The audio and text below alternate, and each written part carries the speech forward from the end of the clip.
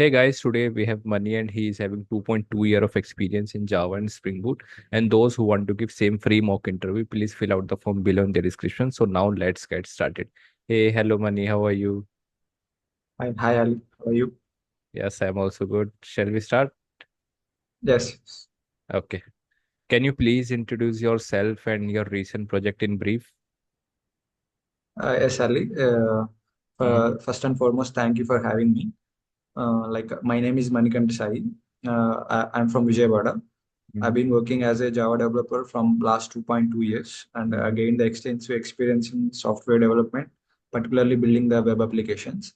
I've been into a development from 2.2 years. I have an opportunity to work with the two projects in my current firm. Like one is deals with the e-invoice management system, Mm-hmm. and basically deals with the raising invoice and dealing with the invoice. So do you create APIs as well in your project? Yes, I May I do. know few APIs that you have created recently? Yes, but come in the flow, like there is whenever product owner upload their images. Mm-hmm. So basically, they get confirmation from the user, they want to rent their product, they want to Mm-hmm. give to their product to the user or not. So Mm-hmm. at that time, the basically it works with a reservation button. So I implemented all from end to end the reservation from end to end. And Mm-hmm. secondly, I do develop from some mail configuration, not Mm-hmm. entire, but I did some part of mail configuration. Mm-hmm. And basically Okay. rest of the APIs I implemented, enhanced the APIs. Okay. Okay. All right. All right. So, where are you guys saving image? Like a database, Like in your which database you are using? currently we are using MySQL database. MySQL. So, are you not storing somewhere like AWS or somewhere else? No, So, not like how that. image is being stored in MySQL? Initially, we deals with the file management system. So the file we save the file path in database management, but that file path was saved in some GitHub. I know exactly where it's saved to be, but deals with the file management system. The Mhm. path where the image was stored, that path was Mhm. stored in database. That's All right. So, moving ahead, do you know the advantages and disadvantages of using Java for enterprise level development? exactly in no no, but Okay. it built a at my knowledge I can say that it is one of the platform independent, Mm-hmm. and a second one is like freeware, and third one is robust because that whenever a hacker, whenever other one is try to hack that system, they Mm-hmm. want to compile, they want to access the code. At the same time, they want to hack that JVM layer also. But those two layers can protect the application, other than the C or like whatever there, Okay. and it is like a portable And what are the freeware. disadvantages? Disadvantage is it is portable whenever I can say that it is not purely object-oriented programming language. Secondary, Mhm. first thing. So and secondary thing, whenever the it is verbose. Coming to the Java is some verbose type of language, because it has a lot. We need to print the system alone. We can write more than like 10 keywords. You have to implement for Mm. the printing the system hello, Okay. right? I can say that so Got it. Got it. bit not for the machine learning things, not. Mhm. Okay. As you said, Java is partially object oriented. So, may I know the advantages of Java being partially object oriented? Oh, it deal with the primitive data types. Mm-hmm. So default values, coming to the picture of default values, Mm-hmm. the default values are not, it shows like zero for the numerics, and for the boolean false, and for like string it is empty. So whenever user I can say that it can enhance the user Mm-hmm. understanding. So at that time, that primitive data types play the imperative role. And second one is like the consumption of data. Whenever we are using with the wrap classes, Mm-hmm. it can consume more a lot more bit than the wrapper classes. So and second one is like they are immutable objects. Okay. Okay. That's what I can say. Okay, so Mani, I will like to share one important thing with you. Actually, we had launched complete interview preparation material, structured step by myself, expert and MNCs interviewers. And the best part is that now no one need to go anywhere else to prepare interviews. There is a 99% chance that interviews will ask question from this material. So basically, it contain a lot of material categorized by experience level. Means each experience level has different material with all possible interview question and answers for Java, Spring Framework, Maven, Git, Spring Boot, Spring Security, Spring Data, JP, Kafka, microservices, Java coding questions, Stream API coding questions, and many more. I have provided the link to get this in below description. And if someone needs this material plus two real enterprise client projects for reference plus one-on-one lifetime doubt sessions and referrals to the MNCs, then they should check the interview preparation kit. I will provide the link for this as well in the description below. Now moving to our interview. Okay, so what will happen if we don't declare the main as a static? You know about the Java entry point, right? Public static void main string args. Yes, yes. Okay, yeah. What will happen if we don't declare the main as a static? So whenever if we want to if you don't want to declare, if you want to create an object, first we have to run the program, right? So but if you don't doesn't declare the static, we are Java can't find how to run the class. So by using so it needs an object, right? So whenever we declare the method as a static, so it doesn't need an object to run. So we can directly call by using the Hmm. static method. It automatically creates an object. So like that's the way we can declare with the static keyword. Correct, correct. Without static, we can't run the program. No Hmm. objects are created. Correct. Okay, so moving ahead, what's the difference between abstraction and encapsulation? It's one of the core pillars of object-oriented programming language. So abstraction is nothing but like implementing the hiding the implementation and showing the functionality to the user. In real-time example, we can say that ATM, like cell phone, everything, every electronic manufacturer systems, we can say that is a real-time example. We can achieve the abstraction by using the abstraction keywords and using the interface. By using the interface, we can achieve the 100% abstraction. Encapsulation is nothing but like combining or wrapping up the properties and methods into the single unit is known as encapsulation. For example, in a plain Java model, like Pozo class, we can say that we can declare the variables. So as at the same time, we can declare the setters and getters methods, overrides equals method, toString, every methods. Those all are Hmm. like into the single, right? So we can say that that is the encapsulation. Okay, okay, got it. Okay, so moving ahead, what's the purpose of the synchronized keyword in Java and how does it help with thread safety? So whenever we declare the like a block or a block, synchronized block, like Hmm. it leads to the deadlock, like basically whenever a Hmm. thread like for suppose for the two threads are like having that, whenever we declare with synchronized keyword, Hmm. so the deadlocks will be eliminated. So basically that block I know, but I'm not I vaguely remember that, but I'm not sure about that. Yeah, it's fine. So basically, this keyword is used to control the access of multiple threads to any shared resource. Okay. Yes, yes. Yeah, yeah. Okay. Uh, Mani, what is null pointer exception and how can we avoid this? Yes, Ali, like null pointer is nothing but like it is a runtime exception. So Hmm. whenever an object or like whenever we declare this data type, so where the data, the inside the data, it getting the null as a data, like input data. So at that Hmm. time, we can get the null pointer exception. Hmm. So basically, we can avoid by using the null checks.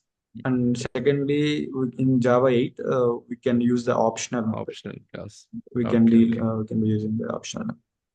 Okay. So do you know about auto boxing and unboxing?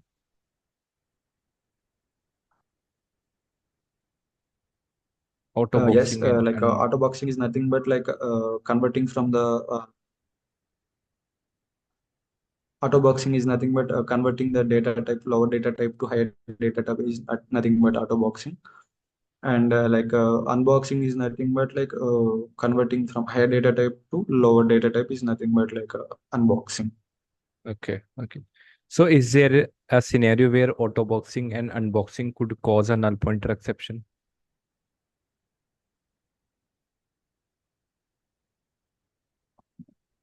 I'm not sure about that. I Okay, okay. haven't Uh, no, I'm not sure. okay. Yeah, if a null object is unboxed, it will throw a null pointer exception. Okay. So moving ahead, can you tell me a condition where the finally block will not be executed? Uh, System.exit. system dot exist and other than system dot exit. I think it is the one only the way we can avoid the finally block. Okay, okay. Yeah, there is one more way, but that is not related to some code changes when there is a hardware failure, or when there is a stack overflow error. So when program crashed, basically. Okay.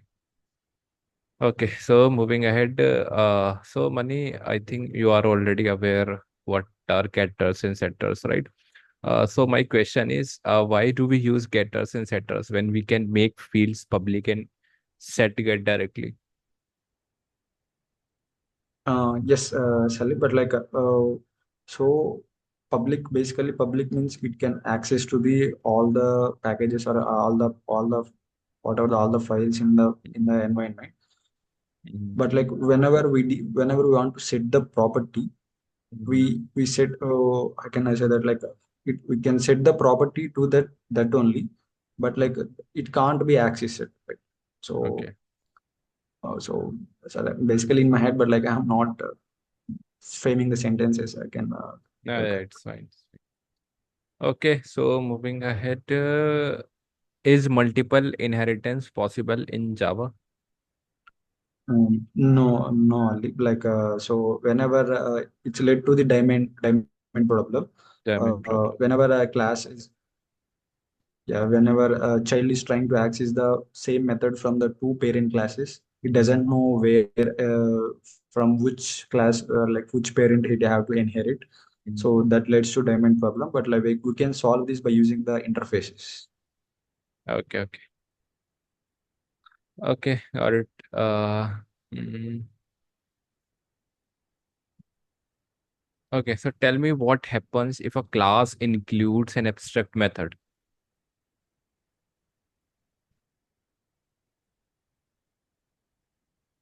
Sorry, Uh, like what will happen when a class contains an abstract method? I mean, abstract method. yeah, yeah, yeah. Like, what does this So mean? If we add abstract whenever we methods in a class, so what does this mean?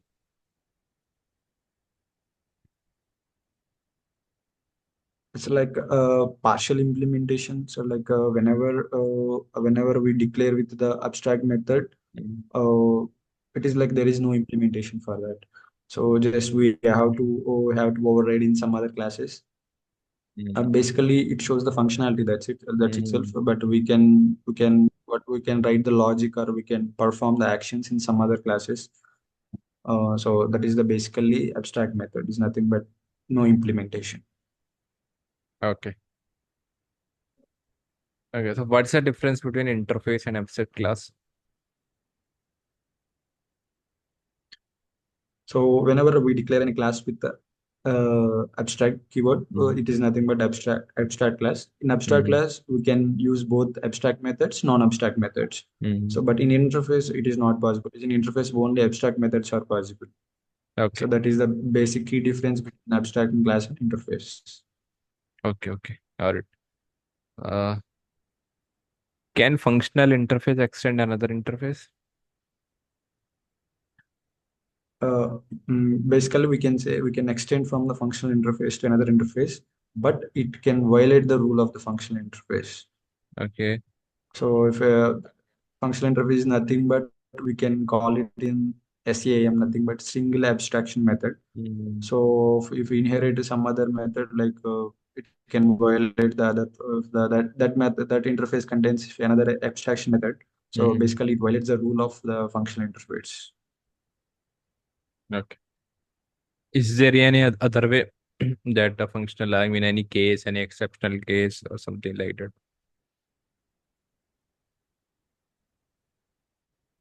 Okay. So moving ahead, how does inheritance work in Java?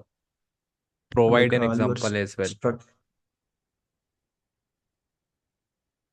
So like so whenever we want to access the property, whenever we want to access the properties like behavior from the parent class, Mm-hmm. we can inherit that properties, and behavior to the child class is nothing but inheritance. So for suppose how can I say that, like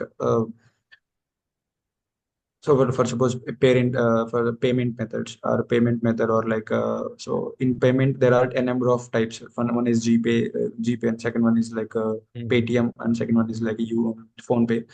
So the basic working mechanism of payment is the same. I mean, like processing the payment, what of the functionalities are the payment of the same. Mm-hmm. But like it varies. The some other default method or some other static methods are present in that interface can have separate functionalities.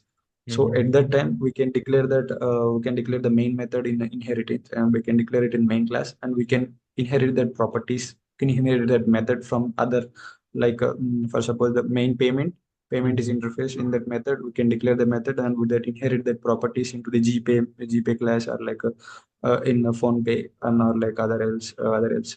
And we can add the other functionality by using the default methods or static methods. In that way we can use the inheritance. A lot of examples are there, but like I can Mm-hmm. vaguely say that. Okay, okay. Got it, got it. Uh, in Java 8 features, what's the difference between filter and map functions? So basically, it is coming under the stream API. Mm-hmm. So streams are nothing but just like flow of program. It is Mm-hmm. not any data structure anymore. But like it is coming to the intermediate operations. Mm-hmm. Whenever a collection is performed, whenever a collection is converted into the stream, that whatever it will perform an action on incoming filter. It perform an action, and Mm-hmm. it can distinct the values. Like now can I say that if for suppose prime numbers, so if I said that there is 10 numbers, 10 elements in collection, Mm-hmm. we can divide, we can use the filter that we can filter that whatever the mod is zero, we can filter. But like coming to the map, it can how can I say that, it can act on all the elements. Mm-hmm. It doesn't perform it, or it doesn't restrict the, or like it doesn't eliminate the elements from the collection or the stream. Mm-hmm. It will Okay, eliminate, filter will eliminate, but collection map it doesn't eliminate. It can hide that. That's it. okay, okay. Got it. Mm, uh, can you explain the internal working of Hashmap? Yes, yes. Whenever we try to add the key value pair, like Mm-hmm. basically have map store the values in the form of key value pair, right? So Mm-hmm. whenever we're trying to add by using the put method, so basically the key value generate the hash code. So after that, that hash code can be multiplied by, or can be multiplied by n minus one. Nothing but basically hash map have the bucket size of 16 load factor. We can say that 16 buckets will be there. So by that n minus one, like what hash code into the 15. So based on that, it can generate an index. So based on that index, the key value will be stored in that bucket. So Okay. but in that it will the bucket, how the bucket works means, like internally it uses the linked list. So in that bucket, in that, like there are three segments. One is stores for the hash code, second one Mm-hmm. stores the exact key value pairs, and third one is Mm-hmm. like remains empty. So whenever there is another key value pair having the same like, same index, it can store that in that remaining third segment in that bucket. Okay, okay. So, in the internal working of Hashmap, are there changes prior to Java 8 and after Java 8? Yes, Ali. Like whenever some certain threshold happen Mm-hmm. in evaluating it, the mechanism what I have said before, the Mm-hmm. linked list can convert into the binary tree. Binary tree. I can say that there is some short map, red map tree. Mm. I can don't remember that, but like the mechanism, the threshold after the certain threshold, the mechanism was changed into the binary tree. Okay. So that's after Java, before Java 8. Binary tree as after the after Java 8. Okay. And what was happening before Java 8? It's like purely it can the load the threshold whenever the threshold happens, like it can leads to the data inconsistency. Mm-hmm. Okay. Okay. All right. Moving ahead. So, what's the difference between Hashmap and Treemap in terms of performance and ordering? Altering like so basically tree maps what so hash map like it doesn't have any sorting order, like it works with the based of it sort the data based upon the hashing Mm-hmm. reference only it the sort the data. In tree Mm-hmm. map there will be there it will sort it automatically sorts the by the like how can say the alphanumeric order. Mm-hmm. So whenever we try to fetch or like when you're trying to manipulate the data, it can look for all the things and it have to look for all the things. Coming to the hash map, Mm-hmm. so how can I say that like the key values are paired as long as like uh, that the insertion or the hashing reference it can Mm-hmm. pick up that easy. So Mm-hmm. whenever when it can in a tree map it can check for all the things, so that leads to the some faster performance. And like I'm not sure about other things, but like basically I know All this only right, the fine. difference. Okay, okay. Moving ahead. Have you worked with Hibernate ORM?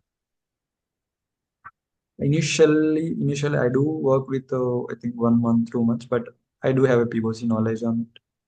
Okay, okay. And do you have experience with Spring Framework, pure Spring Framework?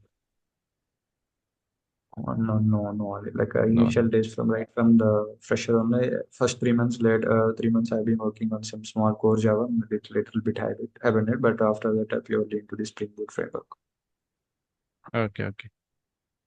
Okay, got it. So as you said, you work on APIs as well in your project. So may I know what are the important annotations for creating REST APIs? Sure. Whenever I'm creating an API, I do look for the what the purpose of that API means. For suppose it is for the insertion, we can go Mm-hmm. with the post mapping. For suppose for the getting the data or fetching the data from the database, I do go with the delete mapping. Sorry, get mapping. So whenever I want to delete some data records from my database, yeah, I do go with the for the delete mapping. Mm-hmm. Put and patch mappings also use that, but like we are mostly deal with the post mapping only. Coming to the put, so it can update all the data. Or suppose we have to update the whole entity, we can go with the put mapper. So, but if I want to change some particular record or some small element, then we go with the patch mapping. Now, basically, I can write all these API, all these in the controller method, which can declare the at the rate REST control at a class level, where the controller can handle all the incoming requests coming from the dispatcher servlet. So in that REST controller, I declare the required URL as well as like what the my API wants to, what the purpose of the my API, and later on that I have to send that to the service. In that Okay. service, the it is purely the business logic Mm-hmm. was written in that service. From Mm-hmm. that, I have to connect with the database by using Mm-hmm. the repository layer. So we can declare the interface with the at the rate repository, Mm-hmm. and in that repository we can perform the actions on database. So basically, whenever the request is coming from the client, the dispatches are late invokes my controller. In my controller, there is it leads to the proper particular method by using the handling mapping mechanism, handling Mm-hmm. mapper mechanism. From that, it Mm-hmm. can leads to service to execute the logic, and like to deal with the database operations, we can go with the repository. At the same time, the response also same. By using the view resolver mechanism, it leads to the client. Mm-hmm. Okay, okay. Got it. Okay, so what's the difference between Spring Boot application annotation and enable auto configuration annotation? Basically, at the rate inside the Spring Boot application, at the rate Mm-hmm. enable auto configuration application will be there. At Mm-hmm. the rate Spring Boot application is like a main entry point for the to run the Spring Boot application. So whenever we try to run the application, the method at the rate the present in the main entry point, the run method, the static method will automatically invoke the whatever the inside the at the rate enable configuration at the rate configuration at the rate component scan. So it performs all the things. Coming to the at the rate enable configuration, what it does means it can configure the all the beans that are present in the defined class path. It can look for all the things, and it can create beans and manage the beans. Mm-hmm. And basically at the rate enable configuration, we can exclude the some particular beans by using the at the rate enable configuration also. But like Mm-hmm. without at the rate Spring Boot application, we can't run the application. Okay, okay, got it. What's the difference between configuration, component scan, and bean annotation? Basically, component scan is nothing but a stereotype annotation. Okay. So what? So iterate component will scan. This what this will means like whenever we try to run the application, the Mm-hmm. IOC container looks for that at the rate component scan. So Mm-hmm. it can scan the all the base packages or all those things. So Mm-hmm. at the rate configuration, whenever we declare, it is nothing but Java based configuration, we can say. If Mm-hmm. in that at the rate configuration, if we declare the class with at the rate configuration, the IOC container will know that okay, this class have to produce the beans for the class. So Mm-hmm. at the rate beans means it is nothing but like a dependency. We can say that it can automatically if it doesn't declare with at the rate bean, it creates one time only, and later on that where it creates at the runtime.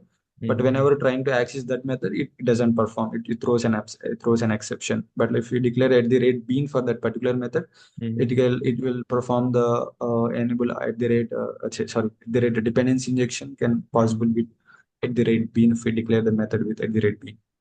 Okay, okay. All right.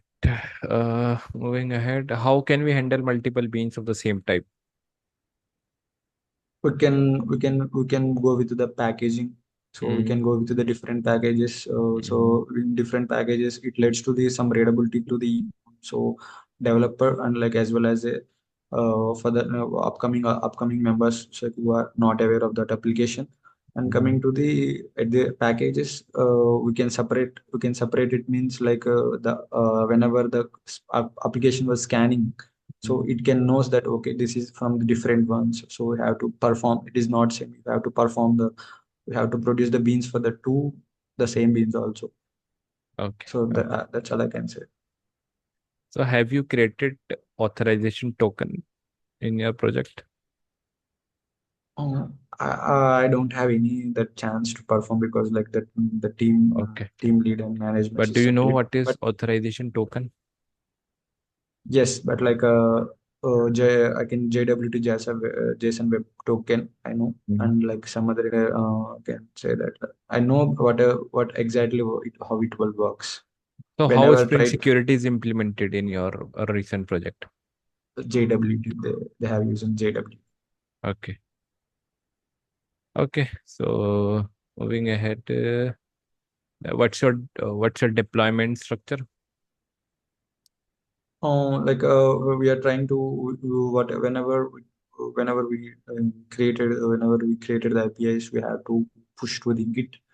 From that Git, the team lead will take care of all things. But like vaguely, I remember that sometimes I think that they're using Jenkins for the deployment. Oh, that's all I know about the deployment. Okay. So have you faced conflicts in your Git ever? Yes, yes, yes. So how did you resolve? Initially, Initially, so whenever there is a dependency in work, so Mm-hmm. the other colleague performed the whatever the same action for the Mm-hmm. same the things I have also done. So whenever I try to push that to the Git, it leads to the merge conflict. Okay. So that is the thing I have faced in the Git. But like by using the rebase, I can Okay. Okay. re- But what's your approach in resolving the conflicts? Do you use any tool or you just do manually? Not like that, Ali, but like, so how can I say, like, how the structure works means like whenever there is dependency, first we have to try, we have to do the work, do the my Mm-hmm. work, Mm-hmm. and like later I want to submit that to the my team lead. So my Okay. based on checking level, the my team lead will allow all those things. Okay. And what's the sprint planning? Sprint structure specifically? We can go with the Excel only. It's What? like a small Excel mechanism. Uh, don't you have Jira boards and all? No, no, no. No. Okay. Okay. So, moving ahead. Mm, so, is it Maven or Gradle project? Maven, it's like a pure Maven. Maven project. Okay. So, why everyone choose Maven? Do you know? It's like Maven is from law. It has a greatest it's like a greatest thing. Like how can I say that? Like, but like it is from Mm-hmm. long time, and it is a trusted resource. Mm-hmm. It can easily how can it can have a build life cycle of the B. Automatically, it have the life cycle. Coming to the Gradle, there is no life cycle. We Okay. can go with just commands, but Mm-hmm. Maven has a life cycle, and it has the greatest resources all the time from the right from the beginning, and it is from the trusted source. Okay. Okay. That So, infrastructure was very good and inbuilt. That is mm, the reason the people will okay. choose Okay. Maven. Got it. So there are two things in Maven. First is local repositories and second is central repositories. So what are the differences between these? I'm not sure about that. Okay. Do you know about M2 folder? No, no, no. Okay. So Maven creates M2 folder automatically when you build project as a Maven. Okay, you are not aware. Okay. And what's a branching strategy in your project in order to resolve conflicts? Do you have any branching strategy or just you guys commits and all without any strategy and all? No, we can, as earlier I said that like Hmm. we commit that commit from our development server. So our development server, like later on that Okay. the team lead will take care all of those things. Okay. Okay. Okay. Got it. Uh, have you worked with NoSQL database? No, but like Mm-hmm. I do know about their structures. Like they are like there will be collections and documents. Mm-hmm. Okay. Uh, Okay. that's Okay. So how would you write a query to create a new database and a new table? Just tell here verbally create in a MySQL. database. Mm-hmm. The syntax are like the create and the database name, Mm-hmm. and from for creating the table, Mm-hmm. create the table, the database name dot that whatever like table name we have to perform, and Okay. like we can go with the open braces, and like in that like we perform the whatever the column names and like data type and the length, and if there is a unique key like primary key or like a foreign key, we can Mm-hmm. declare that, we can declare that not null at the not null like, as like that. Okay. Okay. Okay. So got it. So yeah, it's done from my end, Money. And it was a very nice interview.